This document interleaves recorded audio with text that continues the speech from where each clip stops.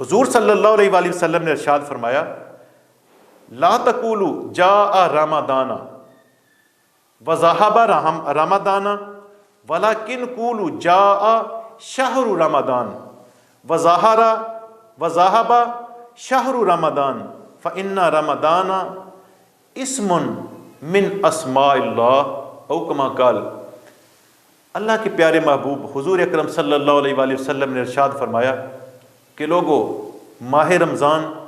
یہ بڑا خوبصورت اور نیکیوں کا موسم بہار ہے۔ حضور فرماتے ہیں کہ لوگو لا تقولوا جاء رمضان، یہ مت کہو کہ رمضان آ گیا، وذهب رمضان، اور یہ بھی مت کہو کہ رمضان رخصت ہو گیا، رمضان چلا گیا، ولیکن قولوا جاء شہر رمضان، اور حضور فرماتے ہیں یہ کہا کرو کہ رمضان المبارک کا مہینہ آ گیا، وذهب شہر رمضان، یا یوں کہا کرو کہ ماہ رمضان المبارک کا مہینہ رخصت ہو گیا۔ وہ کس وجہ سے یہ ارشاد فرمایا؟ فرمایا فإن رمضان اسم، کہ بے شک جو رمضان ہے یہ اللہ کے ناموں میں سے ایک نام ہے، یہ اللہ کے خوبصورت جو صفاتی نام ہیں ان میں سے ایک نام رمضان بھی ہے۔ یہ حضور صلی اللہ علیہ وآلہ وسلم کا ارشاد گرامی ہے۔ اب یہاں پر اگر ہم غور کریں کہ اللہ نے ہم پر کتنا کرم کیا، کتنا کرم کیا، کہ اللہ کے صفاتی ناموں میں سے ایک نام رمضان ہے، کہ جو بندہ رمضان کو پا لیتا ہے اس کا مطلب ہے کہ اللہ کے صفاتی ناموں کا اس بندے پر رنگ چڑھ جاتا ہے۔ حضور صلی اللہ علیہ وآلہ وسلم نے ارشاد فرمایا کہ اللہ تعالیٰ نے میری امت پر روزے فرض کیے ہیں جیسے پہلی امتوں پر روزے فرض کیے تھے، مگر حضور صلی اللہ علیہ وآلہ وسلم نے ارشاد فرمایا کہ اللہ رب العزت نے میری امت پر خاص انعام فرمایا، اور وہ کون سا ہے؟ حضور فرماتے ہیں کہ میری امت پر اللہ جل جلالہ نے رمضان المبارک میں 5 انعام رکھے ہیں، اور وہ 5 انعام پہلے کسی امت کو عطا نہیں ہوئے۔ اور ان میں سے پہلا انعام کیا ہے؟ حضور فرماتے ہیں جب رمضان المبارک کی پہلی رات آتی ہے، یہ رمضان نیکیوں کا موسم بہار، اس پر بات ہو رہی ہے۔ حضور فرماتے ہیں کہ جب رمضان المبارک کی پہلی رات آتی ہے تو اللہ تعالیٰ روزہ داروں کی طرف نظر رحمت سے دیکھتا ہے، اور ساتھ حضور ارشاد فرماتے ہیں کہ اللہ رب العزت جس بندے کو ایک بار نظر رحمت سے دیکھ لیتا ہے تو پھر اس بندے کو کبھی عذاب نہیں ہوگا۔ اب یہاں پر ذرا غور کریں کہ حضور کا فرمان کتنا خوبصورت ہے کہ جس بندہ مومن کی طرف اللہ رب العزت نظر رحمت سے ایک بار دیکھ لیتا ہے پھر زندگی میں کبھی اس کو عذاب نہیں ہوگا، یعنی وہ جہنم میں جلایا نہیں جائے گا۔ یہ ایک بار کی بات ہو رہی ہے۔ اب بندہ مومن 29 یا 30 روزے رکھتا ہے، اب جس بندہ مومن کو رب 30 بار دیکھتا ہے نظر رحمت سے تو پھر اس کے لیے عذاب کا تصور ناممکن ہے اللہ کے حکم کے ساتھ انشاءاللہ العزیز۔ اور حضور فرماتے ہیں کہ میری امت پر دوسرا انعام کیا ہے؟ حضور فرماتے ہیں کہ جب عصر کا وقت ہوتا ہے، بھوک اور پیاس کی وجہ سے، معدے کے خالی ہونے کی وجہ سے بندہ روزہ دار کے منہ سے جو بدبو آتی ہے، جس بدبو کی وجہ سے اس کے دوست، اس کے بیلی، اس کے یار، اس کے قریب کے ساتھی اس کو ناپسند کرتے ہیں اور ان کے ماتھے کے تیور بدل جاتے ہیں اور وہ ناپسندیدگی کا اظہار کرتے ہیں، اللہ جل جلالہ ارشاد فرماتا ہے اے بندے، تو نے میری خاطر، میری رضا کی خاطر، مجھ کو خوش کرنے کی خاطر تم نے روزہ رکھا، اب اس بھوک اور پیاس کی وجہ سے جو تیرے منہ سے بدبو آ رہی ہے، اے بندے وہ مجھے جنت میں موجود کستوریوں سے بھی زیادہ عزیز ہے اور وہ مجھے اچھی لگتی ہے۔ دیکھیں تھی تو وہ بدبو، مگر جب اس بندے نے روزہ رکھا تو رب کے حضور وہ اتنی مقبول ہوئی، اتنی مقبول ہوئی، وہ اتنی محبوب ہوئی کہ اللہ جل جلالہ ارشاد فرماتا ہے کہ جب جنت میں موجود کستوری کی خوشبو جس کو سونگھ کر جنتی مسحور ہو جائیں گے، ان کے دل معطر ہو جائیں گے، ان کی روح منور ہو جائے گی اور وہ لطف اندوز ہوں گے، اس خوشبو سے کہیں زیادہ مجھ کو اس بندے کے منہ کی بدبو اچھی لگتی ہے جس نے میری رضا کی خاطر روزہ رکھا ہو۔ حضور فرماتے ہیں کہ میری امت پر اللہ جل جلالہ نے تیسرا انعام یہ کیا ہے جو پہلی امتوں پر نہیں کیا، اور وہ کون سا ہے؟ جب بندہ مومن روزہ رکھتا ہے تو حضور فرماتے ہیں اللہ جل جلالہ فرشتوں کو حکم دیتا ہے کہ اے آسمان کے فرشتوں، میرے بندے نے میری رضا کی خاطر روزہ رکھ لیا ہے، اب تم ایک کام کرو، اور وہ کون سا کام ہے؟ میرے بندے کی بخشش کے لیے دعا کرنا شروع کر دو۔ اب یہاں پر ذرا غور کریں کہ بخشنے والا تو رب ہے، معلوم ہوا کہ اس بندے کے روزہ رکھنے کی وجہ سے رب نے اس کو بخش دیا ہے، اس لیے تو اللہ جل جلالہ یہ اہتمام فرما رہا ہے کہ اے فرشتوں تم اس کی بخشش کی دعا کرو تو قبول میں کرتا جاؤں گا۔ اور حضور فرماتے ہیں کہ بات یہاں پر ختم نہیں ہوئی، اس کی بخشش کی دعا صرف یہاں پر ختم نہیں ہوئی، بلکہ حضور صلی اللہ علیہ وآلہ وسلم ارشاد فرماتے ہیں کہ اس بندہ مومن کے لیے آبی مخلوقات اور دریاؤں میں موجود مچھلیاں بھی بخشش کی دعا کرتی ہیں۔ حضور صلی اللہ علیہ وآلہ وسلم نے ارشاد فرمایا میری امت پر اللہ جل جلالہ نے چوتھا انعام یہ فرمایا ہے جو سابقہ امتوں پر نہیں فرمایا، اور وہ کون سا ہے؟ اللہ تعالیٰ روزہ دار کے لیے جنت کو حکم دیتا ہے کہ میرے اس بندے کے لیے تو آراستہ اور پیراستہ ہو، یعنی دلہن کی طرح سج اور سنورنا شروع کر دے کہ ان قریب وہ میرے کرم کے ساتھ، میری لطف و عنایات کے ساتھ وہ تیرے پاس آئیں گے۔ اور بہت سارے حدیث کے الفاظ یہ بھی ملتے ہیں کہ صبح شام جنت کو حکم ملتا ہے کہ میرے خوش نصیب بندوں کے لیے تو سنورنا شروع کر دے۔ جنت ہر روز دعا کرتی ہے کہ اے اللہ وہ جلدی مجھ تک پہنچ جائیں جن کے لیے یہ مجھے حکم دیا جا رہا ہے کہ تو دلہن کی طرح بن جا، سنور جا، اور اپنے آپ کا تو سولہ سنگھار کر لے۔ اور وہ جنت ان بندوں کو رب کے حضور عرض کر مانگتی ہے کہ اے اللہ وہ بندے میرے پاس جلدی آ جائیں۔ اور حضور صلی اللہ علیہ وآلہ وسلم ارشاد فرماتے ہیں کہ میری امت پر پانچواں انعام یہ اللہ جل جلالہ نے کیا ہے کہ جب رمضان المبارک اس کی آخری رات آتی ہے تو اللہ تعالیٰ سب انسانوں کو بخش دیتا ہے۔ ایک تو حدیث مبارکہ یہ ہے نا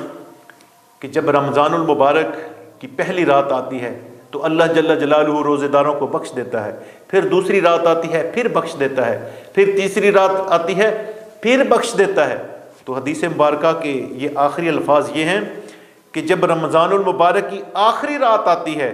تو اللہ رب العزت ان روزہ داروں کی برکت کی وجہ سے یا ان کے وسیلے کی وجہ سے اللہ جل جلالہ دوسرے لوگوں کو بھی بخش دیتا ہے۔ اور ایک بندے نے عرض کی یا رسول اللہ صلی اللہ علیہ وآلہ وسلم کیا وہ رات لیلۃ القدر ہے؟ حضور صلی اللہ علیہ وسلم نے ارشاد فرمایا نہیں، وہ رات شب قدر نہیں ہے۔ تو حضور نے فرمایا کیا تم کو نہیں پتا کہ جب مزدور مزدوری کرتا ہے تو اس کی مزدوری ختم ہونے پر اس کو مزدوری پوری اور اس کی اجرت کو پورا کر دیا جاتا ہے۔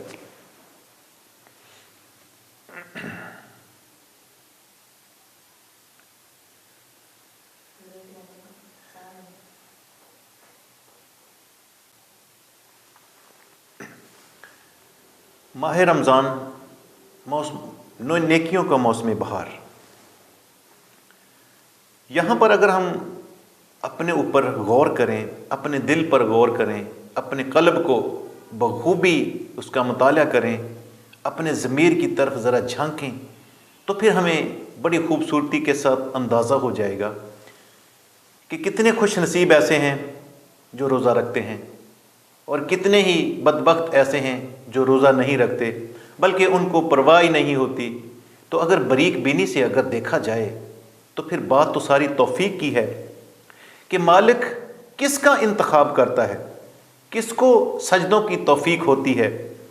اور کس سے سجدوں کی توفیق چھین لی جاتی ہے۔ یاد رکھیں رب رزق واپس نہیں لیتا، رب دوسرے انعاموں کرام کو روکتا نہیں ہے، مگر جب رب کسی سے ناراض ہو جاتا ہے تو پھر رب سجدوں کی توفیق کو چھین لیتا ہے۔ ورنہ ہم نے کتنے لوگوں کو دیکھا ہے کہ رات کی تاریکی میں ہم نے نبینا کو قرآن پڑھتے تو دیکھا ہے، اور جو بینا ہوتا ہے اس کو رات کو فلم بینی میں مشغول دیکھا ہے۔ ہم نے کتنے معذور اور تنگ دست ایسے دیکھے ہیں جو مسجد میں نماز پڑھ رہے ہوتے ہیں، مگر کتنے تندرست اور توانا اور بڑے کڑیل قسم کے جوان دیکھے ہیں جو مسجد کے باہر والے گیٹ پر بیٹھ کر بھیک مانگتے ہیں، اور 2 وقت کی سوکھی روٹی کھانے والے لوگ ہم نے روزہ کی حالت میں دیکھے ہیں اور شکر گزاری کرتے ہوئے دیکھے ہیں، مگر کتنے ایسے لوگ ہم نے دیکھے ہیں جو عیش و عشرت کی زندگی بسر کر رہے ہوتے ہیں مگر وہ روزہ نہیں رکھتے اور وہ ناشکری کی زندگی بسر کر رہے ہوتے ہیں۔ اور ہم نے کتنے ایسے سائیکل سوار دیکھے ہیں جن کے ہاتھوں میں تسبیح ہوتی ہے اور وہ روزہ کی حالت میں محنت مزدوری کر رہے ہوتے ہیں، مگر اس کے برعکس ہم نے کتنے امیر زادے دیکھے ہیں اور کتنے ایسے کار والے دیکھے ہیں جو کار میں بیٹھ کر بے روزگار ہوتے ہیں اور وہ گانا سن رہے ہوتے ہیں۔ یہ معاملہ دراصل اس کی توفیق کا ہے کہ رب جس کو توفیق دیتا ہے اس کو اپنے بندوں میں شامل کر لیتا ہے۔ رمضان المبارک نیکیوں کا موسم بہار، اس کا ادب و احترام کرنے والا بھی بعض اوقات اللہ رب العزت اپنی رحمت اور بخشش کے طفیل اس کو بخش دیتا ہے۔ ایک واقعہ بڑا خوبصورت، بخارا کا ایک مجوسی جو بت پرست تھا، گناہ گار تھا، وہ رب کو نہیں مانتا تھا، عجیب قسم کی اس کی زندگی تھی، مگر ایک واقعہ اس کے ساتھ یوں پیش آیا کہ وہ مسلمانوں کے بازار سے گزر رہا تھا اور رمضان المبارک وہ شروع تھا، اس کا بیٹا بھی اس کے ساتھ تھا۔ اس کے بیٹے نے یوں کیا کہ کچھ چیز لے کر سر عام کھانا شروع کر دی۔ آج اس مجوسی نے شرم کے مارے اس کے منہ پر تھپڑ مار دیا۔ اس مجوسی کا بیٹا کہتا ہے کہ بابا جان، میں تو صحیح چیز کھا رہا تھا، میرے منہ پر تھپڑ کیوں مارا ہے؟ تو اس مجوسی نے کہا کہ بیٹا تم کو شرم نہیں آ رہی کہ مسلمانوں کے روزوں کا مہینہ چل رہا ہے اور تم کو شرم نہیں آ رہی کہ تو رمضان المبارک کا ادب نہیں کر رہا؟ مجوسی کے دل پر جب خوف خدا اتنا طاری ہوا، پھر یوں ہوا کہ کچھ دیر کے بعد وہ بندہ فوت ہو گیا۔ کسی نے خواب میں دیکھا کہ وہی مجوسی جو بت پرست تھا، وہی مجوسی جو گناہ گار تھا، کسی نے خواب میں دیکھا کہ وہ جنت میں عیش و عشرت کی زندگی بسر کر رہا ہے۔ خواب میں اس نے سوال کیا کہ اے بندے، یہ جنت تجھے کیسے مل گئی؟ یہ جنت تو مسلمانوں کے لیے ہے، یہ جنت تو مومنوں کے لیے ہے، یہ جنت تو رب کے سامنے رب کے ساتھ کسی کو شریک نہ ٹھہرانے والوں کے لیے ہے، یہ جنت تو ان لوگوں کے لیے ہے جو اللہ اور اس کے رسول کے حکموں کے مطابق زندگی بسر کرتا ہے، مگر تو اس کے برعکس تھا، تو پھر تم کو جنت کیسے نصیب ہوئی؟ تو اس مجوسی نے مسکراتے ہوئے کہا کہ ہاں، معاملہ یہی ہے کہ میں جہنمی تھا، مجھے جہنم میں جلایا جانے کا حکم مل گیا تھا۔ غیب سے رب کی رحمت سے آواز آئی کہ اے فرشتوں، اس بندے کو جہنم میں مت جلانا۔ اس بندے نے زندگی میں ایک بار میرے ماہ رمضان المبارک ادب کیا تھا، اور ادب اس انداز میں نہیں کیا تھا کہ یہ روزے رکھتا تھا، یہ بھوکا پیاسا رہتا تھا، مگر اس نے ادب اس انداز میں کیا تھا کہ یہ خود بھی ماہ رمضان المبارک کا ادب کرتا تھا اور اسی ادب کی وجہ سے کھاتا پیتا نہیں تھا، رمضان المبارک کی بے ادبی نہیں کرتا تھا اور نہ ہی یہ اپنے بچوں کو کرنے دیتا تھا۔ اس مجوسی نے خواب میں جواب دیا کہ اللہ جل جلالہ نے میرے ساتھ یہ معاملہ کیا کہ جب میں قریب المرگ تھا، میں مرنے کے قریب تھا، پھر اللہ رب العزت نے مجھے ایمان کی دولت سے مالا مال کیا، اور اس وقت میں نے آخری لمحات میں، آخری سانسوں کے جب ہچکولوں میں جب میں نے کلمہ طیبہ پڑھ لیا تو اللہ رب العزت نے میری توبہ کو بھی قبول فرما لیا اور مجھے ایمان کی دولت سے بھی مالا مال کر دیا۔ یہ کس وجہ سے ہوا؟ ماہ رمضان المبارک کے برکت کی وجہ سے، ماہ رمضان المبارک کے ادب و احترام کی وجہ سے۔ اب اگر غور کریں ہم اپنے معاشرے پر کہ ہمارا معاشرہ تو اسلامی معاشرہ ہے،